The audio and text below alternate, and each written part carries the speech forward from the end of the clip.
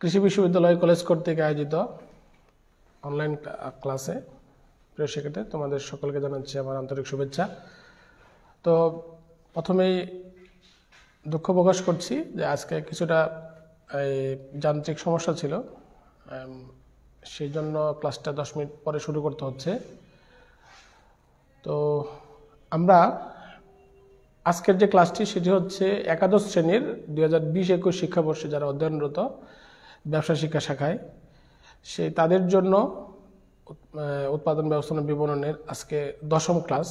গত ক্লাসটি ছিল 9ম ক্লাস, যেটি ক্লাস নাম্বার লেখা হয়নি কিন্তু সেটি ছিল 9ম ক্লাস। আজকে হচ্ছে 10ম ক্লাস। আজকে বলা যেতে পারে এই প্রথম অধ্যায় যে উৎপাদন ব্যবস্থাপনা বিপণনের যে ফার্স্ট পেপারের প্রথম অধ্যায় উৎপাদনের, আজকে এটি সর্বশেষ ক্লাস, কারণ আমাদের বাকি চ্যাপ্টারগুলো ধরতে হবে। এই জন্য আজকের ক্লাসটা খুব গুরুত্বপূর্ণ। আজকে আমরা একই সাথে তোমরা আমাদের আলোচ্য বিষয়বস্তু দেখেছ, সেখানে লেখা আছে জ্ঞান অনুধাবন এবং সৃজনশীল প্রশ্ন আলোচনা। তাহলে আমরা এখানে কি কি করব, যে জ্ঞানমূলক প্রশ্ন কি কি থাকবে, কি কি এই চ্যাপ্টার থেকে ইম্পর্টেন্ট সেটা তোমাদেরকে বলে দিব। তারপরে অনুধাবনমূলক প্রশ্ন কি কি ইম্পর্টেন্ট সেটা বলে দিব। পাশাপাশি সৃজনশীল প্রশ্ন কোনগুলো ইম্পর্টেন্ট, মোটামুটি সেটা সবগুলোই ইম্পর্টেন্ট। তোমরা সিমিলার প্রশ্নগুলো দেখে দেখে নিবা। তো যা হোক, আমি একই সাথে আরেকটা বিষয় বলে রাখছি যে সৃজনশীল প্রশ্ন কীভাবে উত্তর দিতে হয়, আনসার দিতে হয়। এবং তোমাদের সাথে আমি শুরু থেকেই আলোচনা করেছিলাম যে আমি সৃজনশীল একজন মাস্টার ট্রেনার এই ময়মনসিংহ অঞ্চলের। তো সেই হিসাবে সৃজনশীল প্রশ্ন পদ্ধতি সম্পর্কে তোমাদের ধারণা দিব। পাশাপাশি কীভাবে উত্তর প্রদান করলে, কোনভাবে উত্তর প্রদান করলে সবচেয়ে ভালো আনসার মার্ক পাওয়া যাবে সে সম্পর্কে বলবো। তো যাই হোক প্রিয় শিক্ষার্থীরা, আর কথা না বেরিয়ে আমরা ক্লাসে ফিরে যাচ্ছি, মূলক ক্লাসে চলে যাচ্ছি। দেখো এখানে একটি সৃজনশীল প্রশ্ন দেওয়া আছে, আমরা সেখানে সে উদ্দীপকটি পড়ে নিয়ে আগে। জনাব আকাশ একজন ফার্নিচার ব্যবসায়ী। জনাব আকাশ একজন ফার্নিচার ব্যবসায়ী, এটি তোমাদের 3 নম্বর সৃজনশীল প্রশ্ন যেটি সেটির থেকেই নেওয়া হয়েছে, কিছুটা মডিফাইড, মানে কথাটা পরিবর্তন করেছি আমি। যে জনাব আকাশ একজন ফার্নিচার ব্যবসায়ী, তিনি ঢাকার মিরপুরে নিজস্ব কারখানায় কাঠ থেকে বিভিন্ন ডিজাইনের ফার্নিচার তৈরি করেন। তিনি নিজস্ব কারখানায়, তার নিজের কারখানা আছে, সেই কারখানায় তিনি কি থেকে কি তৈরি করেন? কাঠ থেকে ফার্নিচার তৈরি করেন। আচ্ছা, তারপরে তার ফার্নিচারের গুণগত মান উন্নত ও ডিজাইন আকর্ষণীয় হয় ক্রেতাদের কাছে অল্প সময়ের মধ্যেই ব্যাপক জনপ্রিয়তা অর্জন করেন। ঠিক আছে, তার ফার্নিচারের গুণগত মান উন্নত ও ডিজাইন আকর্ষণীয় হওয়ায় ক্রেতাদের কাছে অল্প সময়ের মধ্যেই ব্যাপক জনপ্রিয়তা অর্জন করেন। তিনি এসব ফার্নিচার চাহিদা অনুযায়ী দেশের বিভিন্ন বড় বড় শহরের ফার্নিচার শোরুমগুলোতে সরবরাহ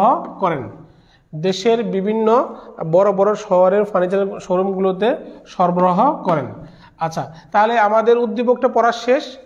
উদ্দীপকটাতে আমরা কি দেখলাম, যে জনাব আকাশ একজন ফার্নিচার ব্যবসায়ী, তিনি তার নিজস্ব কারখানায় কাঠ থেকে ফার্নিচার তৈরি করেন এবং তার এই ফার্নিচারের গুণগত মান উন্নত এবং ডিজাইন আকর্ষণীয় হয়, তা অল্প সময়ের মধ্যেই ক্রেতাদের কাছে ব্যাপক জনপ্রিয়তা অর্জন করেন। তারপরে তিনি চাহিদা অনুসারে দেশের বিভিন্ন শহরে, শুধু তার নিজস্ব শহরে নয়, দেশের বিভিন্ন শহরে তিনি সেই ফার্নিচার শোরুমগুলোতে সেই ফার্নিচার সরবরাহ করেন। ঠিক আছে, এটি হচ্ছে উদ্দীপক। এখন এই উদ্দীপকের আলোকে আমাদের এখানে 4টা প্রশ্ন থাকবে সৃজনশীল প্রশ্ন। তোমাদের এই যে সাবজেক্টগুলো সাধারণত থিওরিটিক্যাল বা তত্ত্বীয়, সেক্ষেত্রে একটা সৃজনশীল প্রশ্নে 4টি প্রশ্ন থাকে, জ্ঞান অনুধাবন এবং প্রয়োগ উচ্চতর দক্ষতামূলক, টোটাল 4টি প্রশ্ন থাকবে। ঠিক আছে, প্রত্যেকটি প্রশ্নের আলাদা আলাদা মার্ক রয়েছে। যেমন জ্ঞানের জন্য 1 মার্ক, যেমন দেখো যে উপযোগ কি, এটা কিন্তু জ্ঞানমূলক প্রশ্ন, উপযোগ কি। হ্যাঁ, তারপরে খ নাম্বারটা হচ্ছে 2 মার্কের প্রশ্ন। ঠিক আছে, দেখো খ নম্বর প্রশ্ন লেখা হয়েছে যে উৎপাদনের মাধ্যমে ও সম্পদের সঠিক ব্যবহার নিশ্চিত হয়, ব্যাখ্যা করো। আর গ এবং ঘ আমরা পরে আলোচনা করব, এই দুটো আমরা পরে লিখছি। তো জ্ঞানমূলক প্রথমে আসি আমরা, জ্ঞানমূলক প্রশ্ন কি? জ্ঞানমূলক প্রশ্ন হচ্ছে যেটি জাস্ট তোমাদের পাঠ্য বইয়ের মধ্যে, তোমাদের যে পাঠ্য বই আছে সেই বইয়ের মধ্যে যে তথ্য উপাত্ত দেওয়া আছে তার উপর ভিত্তি করে যেগুলো তোমরা পড়তেছো, সেখানে উদাহরণ হোক আর কোনো সূত্র হোক, কোনো সংজ্ঞা হোক, কোনো শব্দের অর্থ হোক, কোনো এব্রিভিয়েটেড ফর্মের ইলাবোরেশন ফর্ম হোক, ঠিক আছে, ইত্যাদি বিভিন্ন বিষয় সম্পর্কে যেগুলো বইয়ে দেওয়া আছে, সে যে বইয়ে যে তথ্য দেওয়া আছে সেই তথ্যগুলো যদি তোমাকে জিজ্ঞাসা করে, সেটা হচ্ছে জ্ঞানমূলক প্রশ্ন। জ্ঞানমূলক প্রশ্ন একটি শব্দের মাধ্যমে, একটি বাক্যের মাধ্যমে, একাধিক বাক্যের মাধ্যমে বা একাধিক বাক্যের মাধ্যমে সে উত্তর দেওয়া যায়। তবে 3 লাইনের বেশি সাধারণত না লেখাই ভালো, কারণ মার্ক যেহেতু 1, এর মধ্যে শেষ করা উচিত। তাহলে জ্ঞানমূলক প্রশ্ন তোমাদের যে চ্যাপ্টার আমরা প্রথম অধ্যায়, সেই প্রথম অধ্যায়ের সাজেশনে আমরা যখন দিব আলাদা করে দিব আর কি, সেখান থেকে কিছু প্রশ্ন, জ্ঞানমূলক প্রশ্ন আমরা তোমাদেরকে দিব আর কি, 1 থেকে 11 পর্যন্ত, সেটা আমি বোর্ডে লিখে দিব। এখন আপাতত আমরা এই প্রশ্নটি সলভ করি। প্রথম প্রশ্ন দেখো এখানে কি লেখা আছে, উপযোগ কি? উপযোগ কি? প্রিয় শিক্ষার্থীরা প্রায় তোমরা সবাই বলতে পারবে উপযোগ কি, আশা করি। যে উপযোগ বা ইউটিলিটি, হোয়াট ইজ ইউটিলিটি, উপযোগ কি, এটি জ্ঞানমূলক প্রশ্ন হিসেবে দেওয়া আছে। তাহলে উপযোগ কি? অবশ্যই তোমরা তোমার মনে মনে চিন্তা করছো উপযোগ কি। তারপর আমি বলে দিচ্ছি, উপযোগ হচ্ছে কোনো পণ্যের অভাব মোচনের যে ক্ষমতা বা সামর্থ্য থাকে, তাকে ওই পণ্যের উপযোগ বলে। কোনো পণ্যের মধ্যে মানুষের অভাব মোচনের যে ক্ষমতা বা সামর্থ্য থাকে, তাকে ওই পণ্যের উপযোগ বলে। তো বিষয়টা ক্লিয়ার তোমাদের কাছে? এটুকু বললেই 1 মার্ক। আচ্ছা, তারপরে 2 নম্বর প্রশ্ন দেখো। 2 নম্বর প্রশ্ন খ নম্বর প্রশ্নটা দেখো এখানে কি লেখা আছে, উৎপাদনের মাধ্যমে সম্পদের সঠিক ব্যবহার নিশ্চিত হয়, ব্যাখ্যা করো। উৎপাদনের মাধ্যমে সম্পদের সঠিক ব্যবহার নিশ্চিত হয়, ব্যাখ্যা করো। এখানে এই 2 নম্বর প্রশ্ন উত্তর দিতে গিয়ে তোমাদেরকে যে বিষয়টা করতে হবে, এটা অনুধাবনমূলক প্রশ্নের মার্ক হচ্ছে 2। অনুধাবনমূলক, এটিকে বলা হয় অনুধাবনমূলক প্রশ্ন। এই খ নম্বর যে প্রশ্নটি করা হয় সেটা হচ্ছে অনুধাবনমূলক প্রশ্ন। অনুধাবনমূলক প্রশ্ন কি? এটা অনুধাবন বা কম্প্রিহেন্ড, ঠিক আছে, কম্প্রিহেনশন। এটা হচ্ছে কোনো শব্দ, বাক্য, সূত্র ব্যাখ্যা করার যে ক্ষমতা, সেই ক্ষমতা যাচাই করার জন্য যে প্রশ্ন করা হয় সেটাকে আমরা অনুধাবনমূলক প্রশ্ন বলি আর কি। তার অনুধাবন করার দক্ষতা যাচাই করা হয় এই প্রশ্নের মাধ্যমে। কিসের অনুধাবন? অর্থাৎ সে কোনো শব্দ বুঝতে পারতেছে কিনা, সে শব্দ বুঝতে পারার ক্ষমতা তার আছে কিনা, দক্ষতা তৈরি হয়েছে কিনা, সে কোনো বাক্য ব্যাখ্যা করার ক্ষমতা তার হয়েছে কিনা, দক্ষতা তৈরি হয়েছে কিনা, সে বিষয়টা কোনো সূত্র ব্যাখ্যা করার ক্ষমতা, কোনো চিত্র তার ব্যাখ্যা করার ক্ষমতা হয়েছে কিনা, সে বুঝতে পারার ক্ষমতা হয়েছে কিনা, সেই বুঝতে পারার ক্ষমতা, ব্যাখ্যা করার ক্ষমতা এখানে যাচাই করা হয়। যে কোনো বিষয়, কোনো শব্দ, চিত্র, বাক্য, এগুলো বুঝতে পারার দক্ষতা তার তৈরি হয়েছে কিনা, সেই প্রশ্নগুলোকে আমরা বলছি কি অনুধাবনমূলক প্রশ্ন। তাহলে এক্ষেত্রে দেখো যে বলা হয়েছে যে উৎপাদন সম্পর্কিত একটা প্রশ্ন করে, এটা একটা বাক্য দেওয়া আছে, সেই বাক্যটা আসলে কি সেটা তোমাকে বুঝিয়ে দিতে হবে, ঠিক আছে। দেখো কি বলা আছে, উৎপাদনের মাধ্যমে সম্পদের সঠিক ব্যবহার নিশ্চিত হয়। উৎপাদনের মাধ্যমে সম্পদের সঠিক ব্যবহার নিশ্চিত হয়, এই বাক্যটাই একজনকে বুঝিয়ে দিতে হবে, ঠিক আছে। এখন এই বুঝিয়ে দেওয়ার ক্ষমতা যদি তোমার মধ্যে তৈরি হয়, তাহলে বোঝা যাবে তোমার ভিতরে অনুধাবনমূলক ক্ষমতা, অনুধাবনমূলক যে দক্ষতা, সেই দক্ষতা তৈরি হয়েছে, ঠিক আছে। এখন এই অনুধাবনমূলক প্রশ্ন, এই প্রশ্ন হচ্ছে 2 স্তর বিশিষ্ট। প্রশ্নের উত্তর হচ্ছে 2 স্তর বিশিষ্ট। আমি আবার বলছি, অনুধাবনমূলক প্রশ্নের কয় স্তর বিশিষ্ট? 2 স্তর বিশিষ্ট, ঠিক আছে। অনুধাবনমূলক প্রশ্নের উত্তর হচ্ছে 2 স্তর বিশিষ্ট। তো 2 স্তর বিশিষ্ট প্রশ্ন আমরা এখানে যদি আমরা নিচের দিকে লিখি, 1 খ নং প্রশ্ন উত্তর। এই যে আমরা প্রথমে লিখব কি, এখানে প্রশ্নের নাম্বারটা লিখলাম। এখন আমরা এই উৎপাদনের মাধ্যমে সম্পদের সঠিক ব্যবহার নিশ্চিত হয়, এখানে আমাদের জানতে হবে যে কোন শব্দটি আমাদেরকে এই বাক্যটি ব্যাখ্যা করার আগে নিজেকে জানতে হবে। এই বাক্যটির মধ্যে উৎপাদনের মাধ্যমে সম্পদের সঠিক ব্যবহার নিশ্চিত হয়। এখানে এই এই বাক্যটির মধ্যে কোন শব্দটি রয়েছে যেটি সম্পর্কে আমাদের আলাদা পূর্বে আগে জানতে হবে, না জানলে আমরা পুরো বাক্যটা ব্যাখ্যা করতে পারবো না। এখানে খেয়াল করো, এখানে একটি শব্দ রয়েছে, সেটির নাম হচ্ছে উৎপাদন। কি রয়েছে? উৎপাদন। তাহলে এই উৎপাদন শব্দটি আমাদেরকে ব্যাখ্যা করতে হবে। এটাকে বলা হচ্ছে কি এই অনুধাবন প্রশ্নের জ্ঞানের উত্তর। তো দুই স্তর বিশিষ্ট যে কথাটা বললাম সেটা কিভাবে, যে অনুধাবনমূলক প্রশ্নের মধ্যে আমাদেরকে আগে দেখতে হবে ওই প্রশ্নের মধ্যে কোন শব্দটি আমাদেরকে আগে বুঝাইতে হবে যে আমি ওই শব্দটি জানি কিনা, আমি উৎপাদন কি সেটাই জানি না, আমি ব্যাখ্যা করে কিভাবে। ঠিক আছে, এই জন্য যারা এই উত্তর এই খাতাগুলো যারা পরীক্ষা করবেন, যার নাম্বার দেবেন, তাদেরকে অবশ্যই বুঝাইতে হবে যে তুমি উৎপাদন বিষয়টি জানো। তাহলে প্রথমে কি দিতে হবে? উৎপাদনের উত্তর দিতে হবে, তারপরে ওই বাক্যটির ব্যাখ্যা দিতে হবে। এভাবে এটি হচ্ছে দুই স্তর বিশিষ্ট। প্রথমে তাহলে উৎপাদন কি সেটা লিখবো আর কি। উৎপাদন আমরা এই যে বিক্রয়ের উদ্দেশ্যে, বিক্রয়ের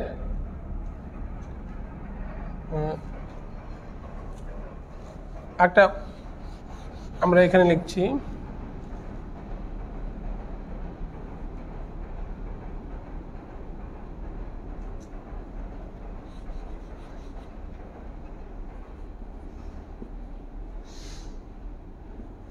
ভূমি, শ্রম, মূলধন ও সংগঠন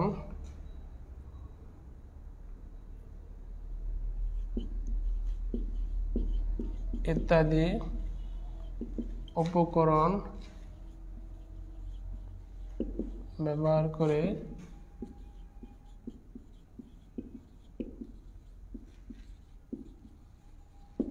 বিক্রয়ের উদ্দেশ্যে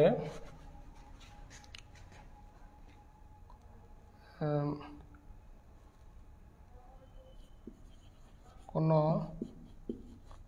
পণ্য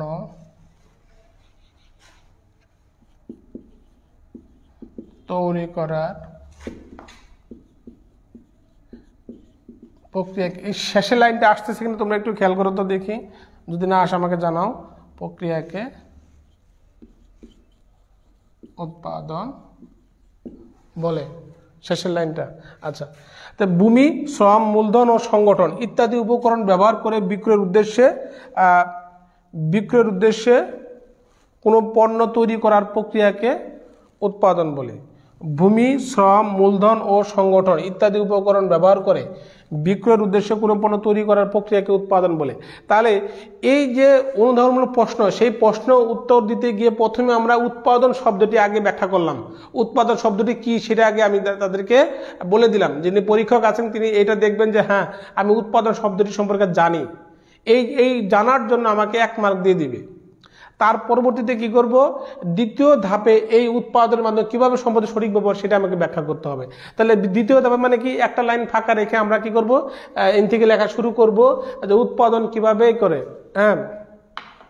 তাহলে সেই ব্যাখ্যাটি আমরা কিভাবে করব, যে উৎপাদনের মাধ্যমে মানব সৃষ্ট প্রকৃতি প্রদত্ত যে সম্পদ, সেই সম্পদের বিভিন্ন আকার আকৃতি রূপ পরিবর্তন করে সেটাতে মানুষের ব্যবহার উপযোগী করা হয়। তো এর ফলে দেখা যাচ্ছে কি যে সম্পদের যে সম্পদ, প্রাকৃতিক সম্পদ যে সম্পদের, সেই সম্পদের সঠিক ব্যবহার সম্ভব হচ্ছে। আর উৎপাদন যদি না করা হতো তাহলে ওই সম্পদ, প্রকৃতি প্রদত্ত যে সম্পদ, সেই সম্পদগুলো কিন্তু অব্যবহৃত থেকে যেত, বা সেটা যেখানে আছে সেখানেই থেকে যেত। ঠিক আছে, তো এই সম্পদের সঠিক ব্যবহার করতে গেলে, যেটা যে কোনো সম্পদ হতে হবে, আমাদের বাড়িতে, মাঠে ঘাটে যে সম্পদ আমাদের থাকুক না কেন, সেটা যদি মানুষের ব্যবহার উপযোগী করার জন্য সেখানে যে বিভিন্ন যে পরিবর্তন করা হয়, পরিবর্তন করার মাধ্যমেই কিন্তু কোনো ব্যবহার উপযোগী পণ্য বা দ্রব্য তৈরি হচ্ছে। তাহলে এই ক্ষেত্রে কিন্তু সেই সম্পদের সঠিক ব্যবহার হচ্ছে কিসের মাধ্যমে? উৎপাদনের মাধ্যমে। উৎপাদন যদি না করা হয় তাহলে কিন্তু সেই সম্পদগুলো অব্যবহৃতই বা যে অবস্থায় ছিল সেটা পূর্বের অবস্থায় থেকে যেত। এই জন্যই বলা হচ্ছে কি উৎপাদনের মাধ্যমে সম্পদের সঠিক ব্যবহার নিশ্চিত হয়। ঠিক আছে, আচ্ছা, তাহলে প্রথমে উৎপাদন কাকে বলে সেটা বলবো, পরে দ্বিতীয় প্যারাতে আমরা যে কথাগুলো বললাম যে উৎপাদনের মাধ্যমে প্রকৃতি প্রদত্ত সম্পদ আহরণ করে সেটার আকার আকৃতি বা রূপ পরিবর্তন করে সেটা মানুষের ব্যবহার উপযোগী পণ্য তৈরি করা হয়, এর মাধ্যমে সম্পদের সঠিক ব্যবহার সম্ভব হয়। হ্যাঁ, সম্ভব হয়। তো এই যে কথাগুলো বললাম সেটা হচ্ছে তার ব্যাখ্যা আর কি। তাহলে এভাবে অনুধাবনের উত্তর দিতে হবে। তাহলে অনুধাবনের প্রশ্ন উত্তর কয় স্তর বিশিষ্ট? 2 স্তর বিশিষ্ট। প্রথম স্তরে আমরা জ্ঞানের উত্তর দিব, আর দ্বিতীয় স্তরে এখান থেকে আমরা এই লাইনটির ব্যাখ্যা দিব। ঠিক আছে, তাহলে এখন আমরা গ নাম্বার প্রশ্ন চলে যাই।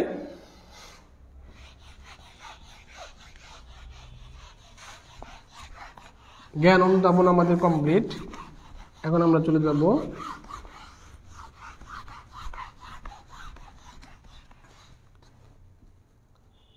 ক খ শেষ আমাদের এখানে।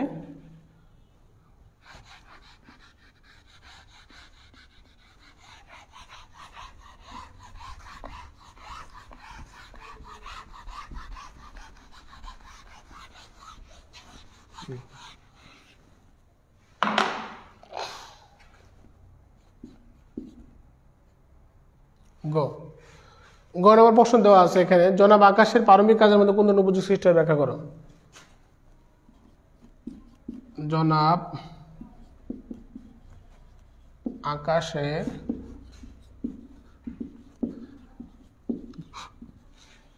প্রারম্ভিক কোন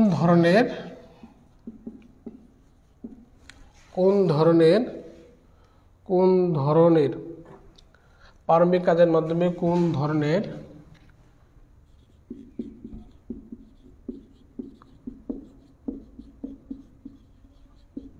উপযোগ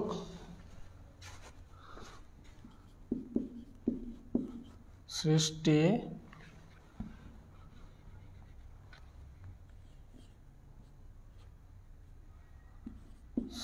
হয় ব্যাখ্যা করো। আচ্ছা, এখানে এটা হচ্ছে অনুধাবনমূলক প্রয়োগমূলক প্রশ্ন। 1 গ নং প্রশ্নের উত্তর। ঠিক আছে, আমরা এটা এই গ নম্বর প্রশ্নটি হচ্ছে 3 মার্কের এবং এটি হচ্ছে 3 স্তর বিশিষ্ট। এখানে বলে দেই এটা হচ্ছে কয় স্তর বিশিষ্ট প্রশ্ন উত্তর? 3 স্তর বিশিষ্ট। আচ্ছা, 3 স্তর বিশিষ্ট অর্থাৎ আমরা অনুধাবনের প্রশ্ন উত্তর দিলাম 2 স্তর বিশিষ্ট। প্রথমে জ্ঞান বললাম, তারপরে অনুধাবনের বিষয়টি ছিল যে ব্যাখ্যা বিশ্লেষণ বিষয়টি ছিল। আর প্রয়োগের প্রশ্ন, এটা হচ্ছে প্রয়োগের প্রশ্ন, এটাকে বলা হয় প্রয়োগ বা অ্যাপ্লিকেশন। প্রয়োগ, এটা কিসের প্রয়োগ? প্রয়োগ হচ্ছে কি আমরা যে জ্ঞান শিখলাম পুরো চ্যাপ্টার থেকে, অধ্যায় থেকে, সেই জ্ঞানের এখানে আমরা কি করব? প্রয়োগ করব। ঠিক আছে, সেই প্রয়োগটা, যেমন কেউ উৎপাদনশীলতা তোমরা সূত্র শিখেছো, এখন উৎপাদনশীলতা কতগুলো আমরা একটা অঙ্ক দিলাম, গাণিতিক সমস্যা দিলাম, সেটা তুমি সেই পূর্বের শেখা যে জ্ঞান, সেই জ্ঞান প্রয়োগ করে তুমি উত্তর বের করবা। তাহলে সেটা হচ্ছে তোমার জ্ঞানের প্রয়োগ করছো। ঠিক আছে, তেমনিভাবে আমরা উপযোগের প্রকারভেদ শিখেছি। উপযোগ কাকে বলে, সেটা শিখেছি, কোন ধরনের উপযোগ কিরকম সেটা আমরা শিখেছি। সেই জ্ঞান এখানে আমরা প্রয়োগ করে বের করবো যে এটি কি হতে পারে সেখানে। হ্যাঁ, আচ্ছা, তাহলে এখন প্রয়োগের প্রশ্ন উত্তর কয় স্তর বিশিষ্ট? 3 স্তর বিশিষ্ট। এখানে আবার বলছি, প্রয়োগের প্রশ্ন তিনটা ধাপে উত্তরটা দিতে হয়, 3টি ধাপে উত্তর দিতে হয়। আচ্ছা, প্রথমে আমরা কি বলবো দেখো, এখানে লেখা আছে জনাব আকাশের প্রারম্ভিক কাজ। প্রারম্ভিক কাজ কি ছিল দেখো। জনাব আকাশ একজন ফার্নিচার ব্যবসায়ী, তিনি ঢাকার মিরপুরে নিজস্ব কারখানায়, খেয়াল করেন, নিজস্ব কারখানায় কাঠ থেকে বিভিন্ন ডিজাইনের ফার্নিচার তৈরি করেন। নিজস্ব কারখানায়, এই কারখানাতে তিনি কি করেন? কাঠ থেকে বিভিন্ন ডিজাইনের ফার্নিচার তৈরি করেন। এই যে বিভিন্ন ডিজাইনের ফার্নিচার তৈরি করা, এই তৈরি করাটাই হচ্ছে তার হলো কাজ। তৈরি করাটাই হচ্ছে তার এখানে প্রারম্ভিক কাজ, হচ্ছে কি ফার্নিচার তৈরি করা। কিভাবে তিনি তৈরি করেন? কাঠ থেকে বিভিন্ন ডিজাইনের ফার্নিচার তৈরি করেন। এখন এই প্রারম্ভিক কাজের মাধ্যমে কোন ধরনের উপযোগ সৃষ্টি হয়? তো প্রিয় শিক্ষার্থী, তোমরা আশা করি উত্তরটা দিতে পারো। মনে মনে চিন্তা করে ফেলো কি হতে পারে। আচ্ছা, তো অবশ্যই হয়তো তোমরা ভেবেছো সঠিক উত্তরটি, তারপরে আমার সাথে মিলিয়ে দেখো। তাহলে দেখো, এখানে যেহেতু কাঠ থেকে ফার্নিচার তৈরি করা বোঝাচ্ছে, অবশ্যই বা শুধু ফার্নিচার তৈরি করার যদি লেখা থাকে তারপরেও আমরা বুঝতে পারতাম কি অবশ্যই কোনো একটা বস্তু থেকেই ফার্নিচারটা তৈরি করা হচ্ছে। তাহলে ওই বস্তুর রূপ পরিবর্তন করে কিন্তু ফার্নিচারে রূপান্তরিত হচ্ছে। তাহলে কোনো দ্রব্যের আকার আকৃতি পরিবর্তন করে যে উপযোগ সৃষ্টি করা হয় তাকে আমরা কি বলছি? রূপগত উপযোগ, ঠিক না? তাহলে কোনো দ্রব্যের আকার আকৃতি পরিবর্তন, তাহলে যেহেতু কাঠের আকার আকৃতি পরিবর্তন করে ফার্নিচার হচ্ছে, তবে অবশ্যই এখানে কি হবে? রূপগত উপযোগ সৃষ্টি হয়েছে। তাহলে আমরা এখানে কি লিখব? যে একের প্রথমে যে জ্ঞানের যে উত্তরটি আমরা লিখব, এক্ষেত্রেও জ্ঞানের উত্তর রয়েছে। দেখো, এই প্রথমে কোন ধরনের উপযোগ সৃষ্টি হয়েছে সেই উপযোগের নামটা পড়লে সেখানে জ্ঞানের উত্তর হয়ে যাবে। তাহলে আমরা কি লিখবো এখানে? যে জনাব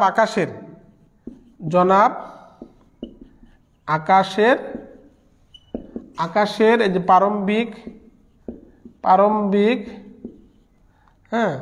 প্রারম্ভিক জনাব আকাশের প্রারম্ভিক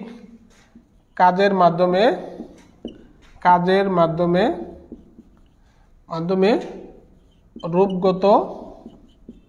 রূপগত উপযোগ সৃষ্টি হয়েছে।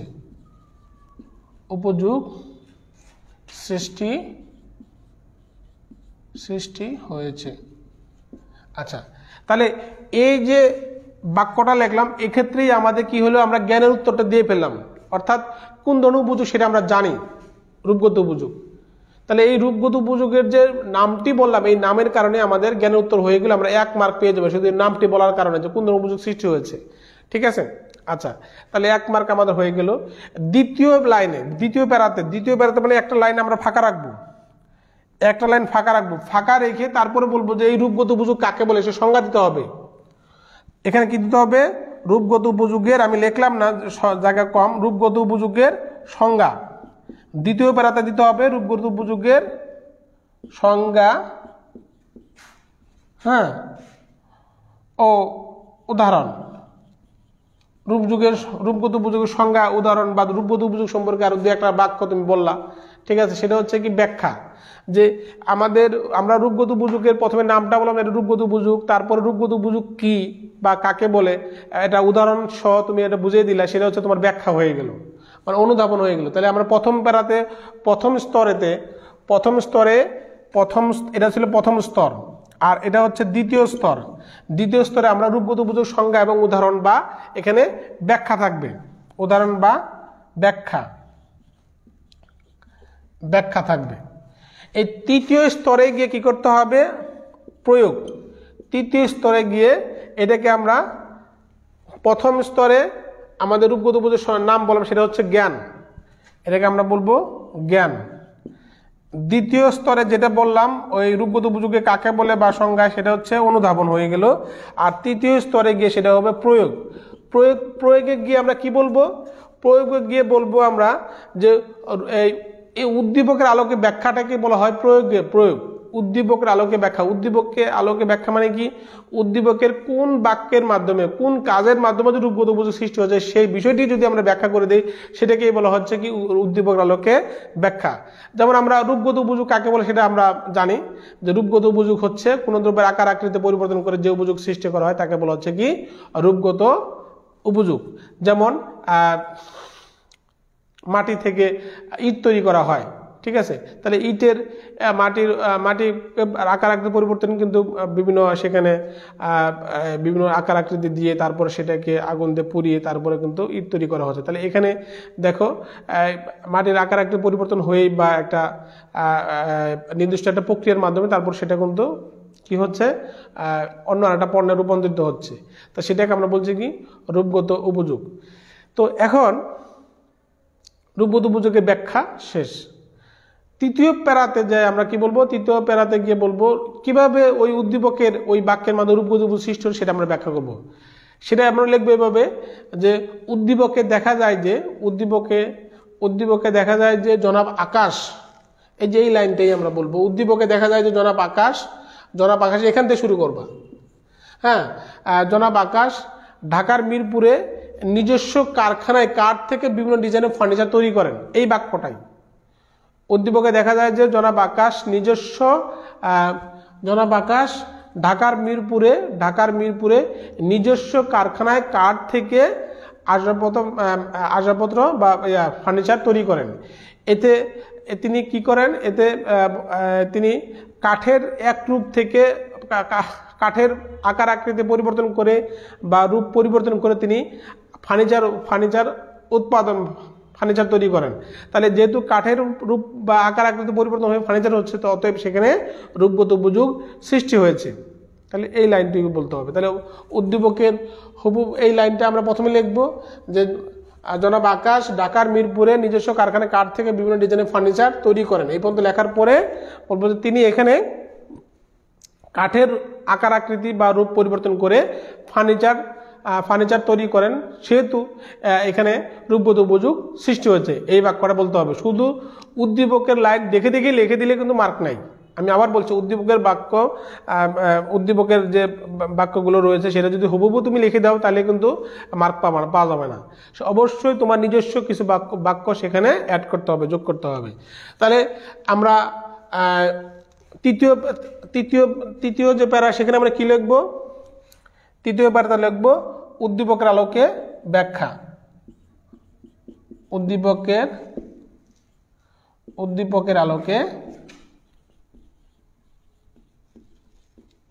আলোকে ব্যাখ্যা, ঠিক আছে? উদ্দীপকের আলোকে ব্যাখ্যা। তাহলে এভাবে প্রয়োগের প্রশ্ন উত্তর দিতে হবে। এখন আমরা চলে যাব ঘ নাম্বার প্রশ্ন বা উচ্চতর দক্ষতার প্রশ্নটি কি আছে।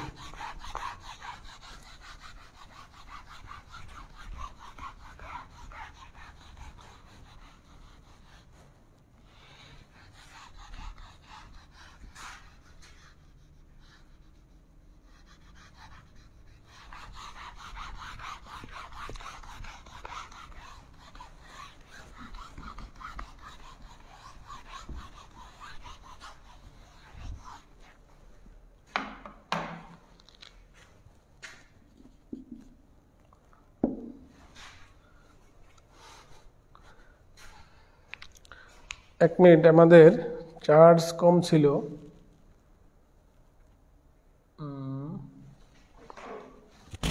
মোটামুটি আছে।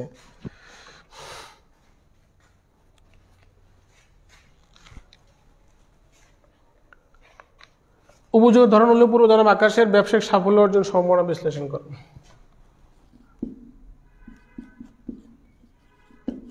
উপযোগের ধরন উল্লেখপূর্বক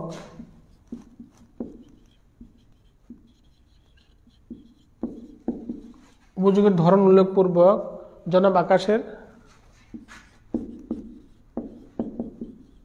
ব্যবসায়িক সাফল্য অর্জনের সম্ভাবনা বিশ্লেষণ করো।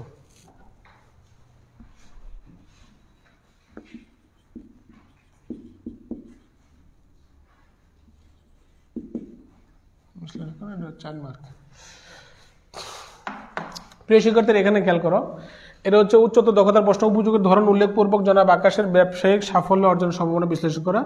এই প্রশ্নটি এখানে 4 স্তর বিশিষ্ট, অর্থাৎ এখানে 4 স্তর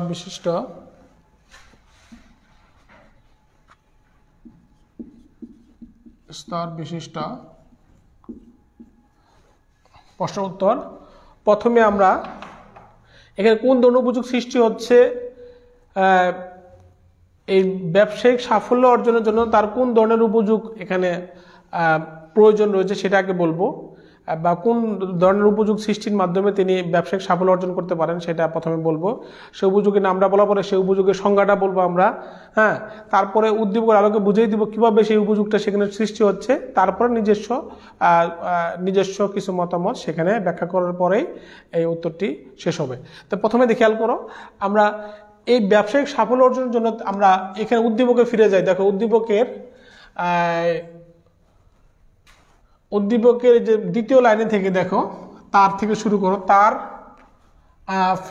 তার ফার্নিচারের গুণগত মান উন্নত ও ডিজাইন আকর্ষণীয় হওয়ায় ক্রেতাদের কাছে অল্প সময়ের মধ্যে ব্যাপক জনপ্রিয়তা অর্জন করেন।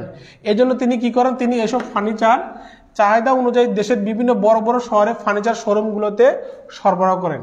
আচ্ছা, তাহলে তার ফার্নিচারের চাহিদা বেশি থাকার ভিত্তিতে তিনি কি করেন, সেগুলো দেশের বড় বড় শহরগুলোতে যে শোরুম রয়েছে, ফার্নিচার শোরুম রয়েছে, সেগুলোতে সরবরাহ করেন।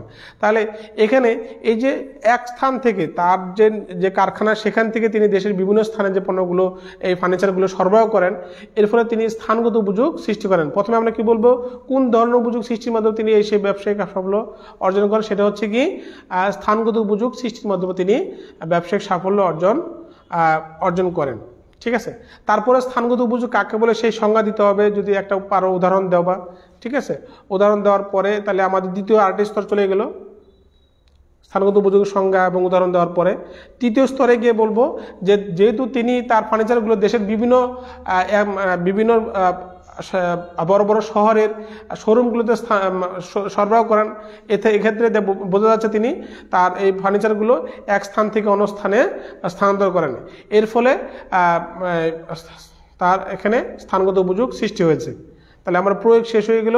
উচ্চতর দক্ষতার ক্ষেত্রে আমরা কি বলবো, যেহেতু তার এই ফার্নিচারগুলোর গুণগত মান উন্নত এবং ডিজাইন আকর্ষণীয়, এই জন্য তার যে এবং বিভিন্ন বড় বড় শহরগুলো যখন এই পণ্যগুলো সরবরাহ করা হচ্ছে, অবশ্যই সেখানে তার বিক্রয় বৃদ্ধি পাচ্ছে এবং বিক্রয় বৃদ্ধির ফলে তার মুনাফা বৃদ্ধি পাচ্ছে। এই জন্য বলা যাচ্ছে তার এই ব্যবসায়িক সাফল্য অর্জন সম্ভাবনা রয়েছে। ঠিক আছে, তো প্রিয় শিক্ষার্থী, তাহলে এভাবে আমরা উচ্চতর দক্ষতার প্রশ্নের 4টি স্তরের মাধ্যমে উত্তর দিব, এর ফলে সর্বোচ্চ মার্ক পাওয়া সম্ভব। এখন আমরা তোমাদের একটু একটা সাজেশন দিয়ে দিচ্ছি।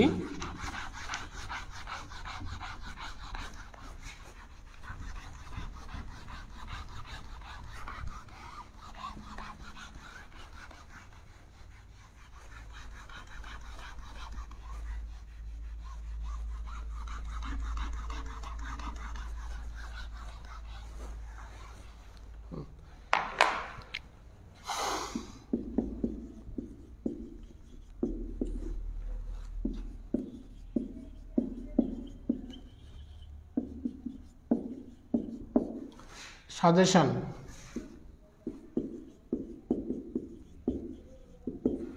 এই যে প্রথম অধ্যায়ের উপরে যে সাজেশন, জ্ঞানমূলক প্রশ্ন হচ্ছে 1 থেকে 11 পর্যন্ত। আর অনুধাবনমূলক প্রশ্ন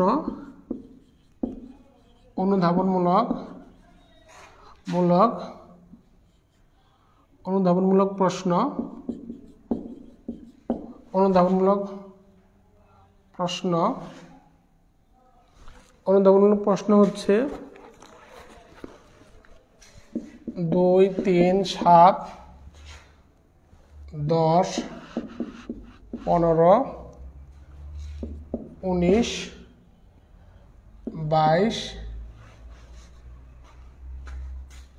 ও 23। তাহলে অনুধাবনমূলক প্রশ্ন কি বললাম, 2, 3, 7, 10, 15, 19, 22 ও 23। আর সৃজনশীল প্রশ্ন এখানে তোমরা এখানে সৃজনশীল প্রশ্ন 2 ধরনের, কিছু তথ্যীয় প্রশ্ন রয়েছে, যেমন উপযোগের উপরে প্রশ্ন যেগুলো রয়েছে সেগুলো, এবং কিছু গাণিতিক সমস্যা রয়েছে। তো উভয় থেকেই তোমরা কমপক্ষে 5টি প্রশ্ন যদি তোমরা সলভ করো, 5টি তথ্য রিলেটেড, যেমন উপযোগ সম্পর্কিত সৃজনশীল প্রশ্ন 5টি এবং গাণিতিক সমস্যা সম্পর্কিত প্রশ্ন 5টি, এরকম 10টি প্রশ্ন যদি সলভ করো সৃজনশীল প্রশ্ন, তাহলে মোটামুটিভাবে তোমরা এই চ্যাপ্টারটি সম্পর্কে ভালো একটা প্রিপারেশন নিতে পারবে। তো প্রিয় শিক্ষার্থীরা, এবার আশা করি তোমরা আজকের ক্লাসটি বুঝতে পেরেছো সবাই। তোমরা ভালো থেকো, সুস্থ থেকো, সেই আশাবাদ ব্যক্ত করে আজকের ক্লাস যেখানে শেষ করছি। আল্লাহ হাফেজ।